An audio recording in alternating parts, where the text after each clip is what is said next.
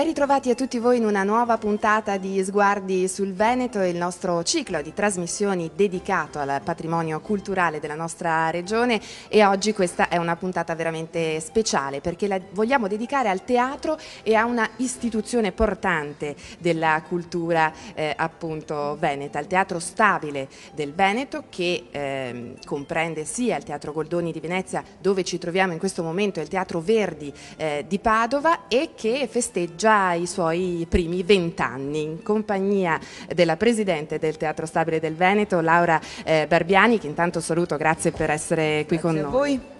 Vorremmo raccontare, ripercorrere un po' la storia di questi 20 anni, 20 anni di grandi cambiamenti, di grandi trasformazioni che sono stati insomma oggetto appunto di anche di una grande festa, perché per ricordarli voi avete pensato innanzitutto di coinvolgere i giovani, è così? Sì, è così. Intanto la ringrazio di aver parlato di patrimonio. Il teatro, anche parlando di teatro, in genere quando si parla di patrimonio si parla di edifici, di monumenti, di grandi città, di centri storici, e difficilmente si parla di patrimonio quando invece si parla di teatro o di spettacolo dal vivo. E questo in qualche modo è giusto, perché quando il teatro, quando il sipario cala, quando la scena si chiude, del teatro non resta più niente. Quando soprattutto il pubblico si alza dalla sala ed esce dal teatro, il teatro è finito. E quindi viene spesso considerato il teatro come un evento, una situazione effimera in qualche modo, che poi termina. In realtà il teatro è in primo luogo una grande memoria collettiva, è una grande tradizione ed è un sedimento continuo che si accresce, che viene accresciuto, recita dopo recita, spettacolo dopo spettacolo. Noi siamo qui da 20 anni, abbiamo fatto e prodotto gli stabili, forse questo non l'abbiamo detto, vale la pena di dirlo, i teatri stabili di iniziativa pubblica sono delle istituzioni teatrali che hanno come principale obiettivo la produzione di spettacoli. Naturalmente fanno anche molte cose, appunto l'ospitalità, la gestione dei teatri, la formazione, il rapporto con le scuole, la diffusione della cultura teatrale, fanno molte cose, ma la produzione di spettacoli è il nostro, come si dice? Obiettivo primario. Esatto, quello che si chiama il core business, il famoso core business.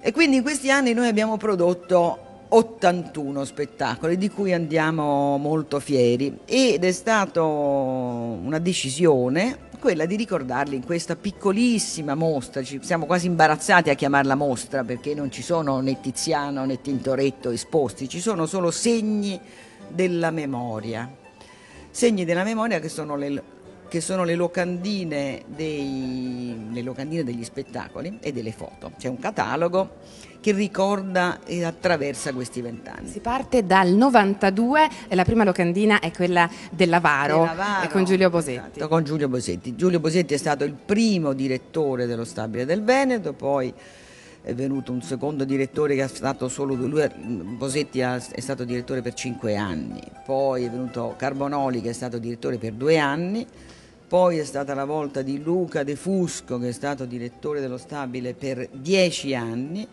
e dal 2010 è direttore Alessandro Gassman, l'ultimo nostro direttore, che ha la direzione di Gassman in qualche modo coincide con un elemento di svolta, diciamo, del nostro teatro, e di cui siamo tutti molto contenti. E credo l'ultima produzione è proprio questa. E l'ultima produzione è una regia di Alessandro Gassman su un testo di Massimo Carlotto, che si chiama, tratto da un suo romanzo, che si chiama Oscura immensità, con 2 bravissimi attori, Giulio Scarpati e Claudio Casadio.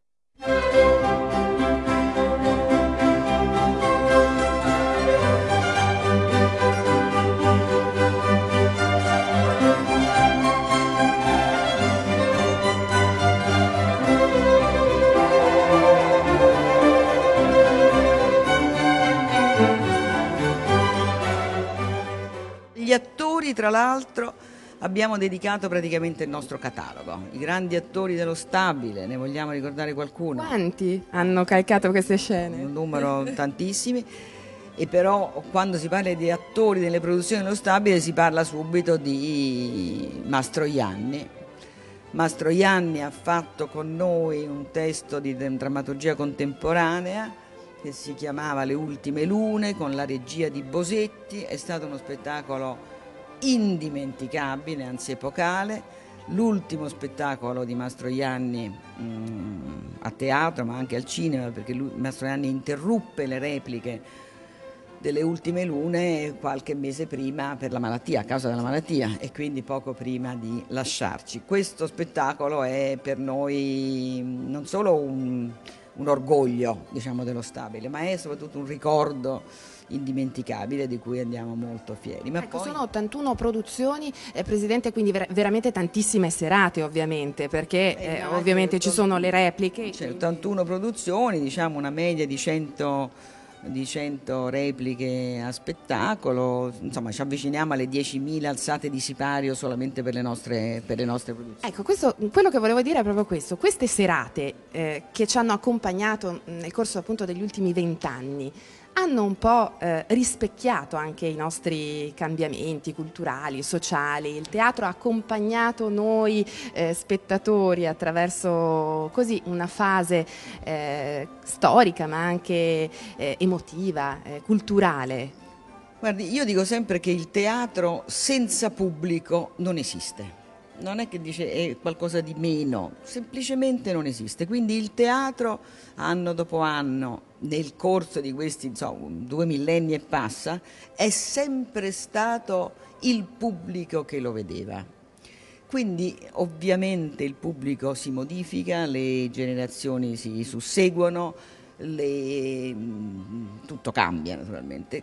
Quello che c'è da chiedersi è perché il teatro tutto sommato non cambia.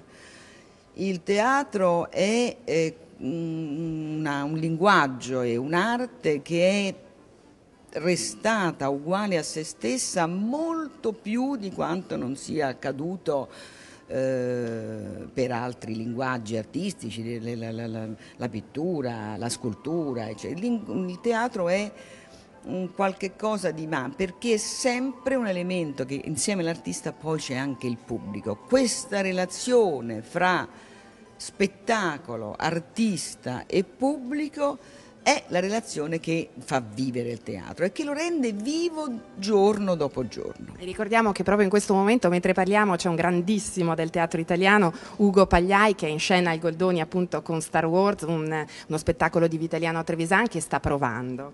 Ugo Pagliai è un nostro beniamino, con Ugo Pagliai e Paola Gassman hanno fatto con noi non so, una decina di spettacoli, adesso non ricordo esattamente quanti, sempre grandissimi successi. Ugo è un attore amatissimo dal pubblico veneto, dal pubblico veneziano e padovano, che riscuote sempre appunto, lì si vede il rapporto fra degli attori, spesso che accade attori e pubblico, lì c'è proprio un amore, una corresponsione di amorosi sensi e lui ha sempre, quindi è un nostro beniamino, adesso sta in scena, prova e sarà grandissimo anche in questo spettacolo. Ma lei che è presidente del Teatro Stabile da 10 anni, lei ne avrà viste, ne avrà di storie da raccontare, insomma avrà accumulato ricordi, memorie, aneddoti.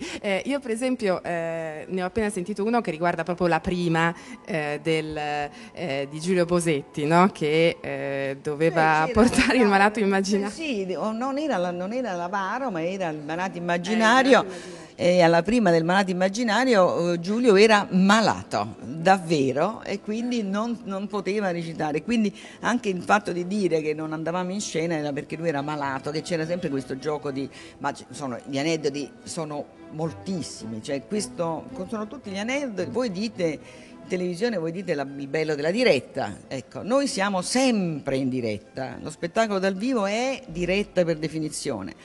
Mi ricordo recentemente con il ventaglio, un Goldoni con il ventaglio di Damiano Micheletto, era l'anno scorso mi pare il tempo della neve, delle bufere di neve, del disastro, si ferma un treno, l'attore che doveva raggiungere la compagnia rimane bloccato in treno, senza telefonino, non arriva, nessuno più sa dov'è e lo spettacolo tutto il pubblico in sala la sera della prima ad aspettare che cominciava e noi non sapevamo assolutamente cosa fare. E allora il regista Daviano Micheletto ha deciso che andava lui in scena e interpretava una parte di questo attore. E come se l'è cavata? Se l'è cavata benissimo, aspettando che l'attore arrivasse, che è arrivato trafelato tra il primo e il secondo tempo e la cosa poi è andata.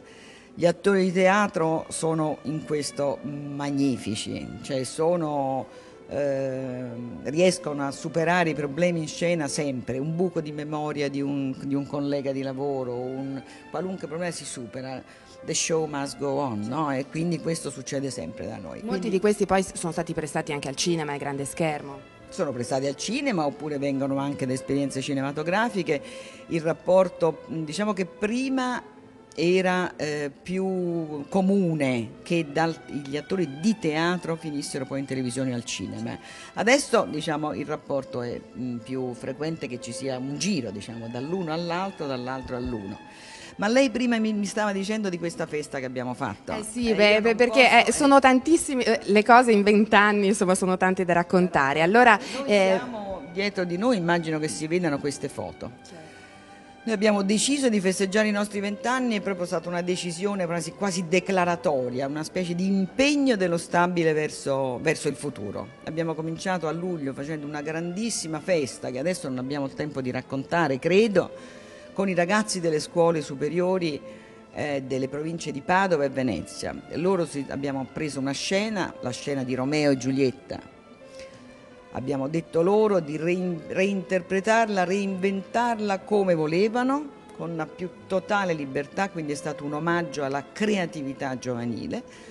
Sono venuti in teatro, noi abbiamo messo a disposizione tutti i nostri due teatri, tutte le professionalità dei nostri teatri, con i tecnici a loro disposizione, i tecnici delle luci, tutto, e loro hanno fatto questi lavori per noi, regalandoci 10 ore di spettacolo meravigliose, teatri pieni per 3 sere, una giuria ha valutato il loro lavoro, una giuria che poi al finale era una giuria molto prestigiosa, perché c'era Alessandro Gasman ovviamente, il nostro direttore, poi c'era Veronica Pivetti, poi c'era Umberto Orsini, poi c'era il maestro della nostra scuola Alberto Terrani. Ha vinto la tradizione o l'originalità? L'originalità vince sempre, io spero che questo sia anche un segno per il futuro. Certo. Allora io siamo veramente in chiusura, purtroppo ricordo che al Teatro Verdi ci sono anche, oltre appunto alle locandine, alle fotografie di scena di questi 20 anni, di queste 81 produzioni che sono state appunto realizzate dal Teatro Stabile, anche molti oggetti che in qualche modo raccontano e testimoniano di questa memoria storica. Però un'ultima domanda, Presidente, che cosa si aspetta per il futuro? Perché ci lasciamo appunto con questo augurio, il Teatro Stabile del Veneto che cosa ha davanti a sé?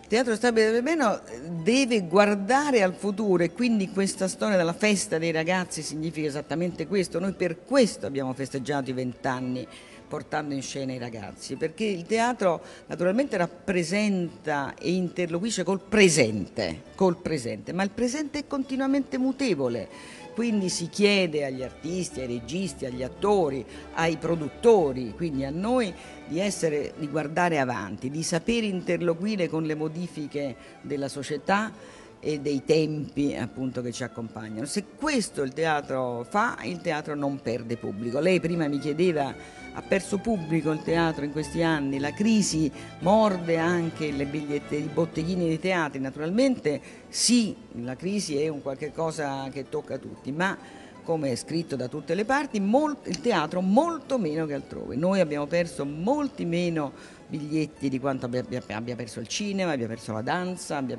quindi il teatro è qualche cosa che in qualche modo fa parte del DNA della società e secondo me resterà sempre, ma guai a sedersi sugli allori, guai. Grazie mille, grazie. Grazie a voi. Barbiani, Presidente del Teatro Stabile del Veneto, invito tutti naturalmente a visitare le mostre al Teatro Goldoni e al Teatro Verdi e allora lunga vita al teatro.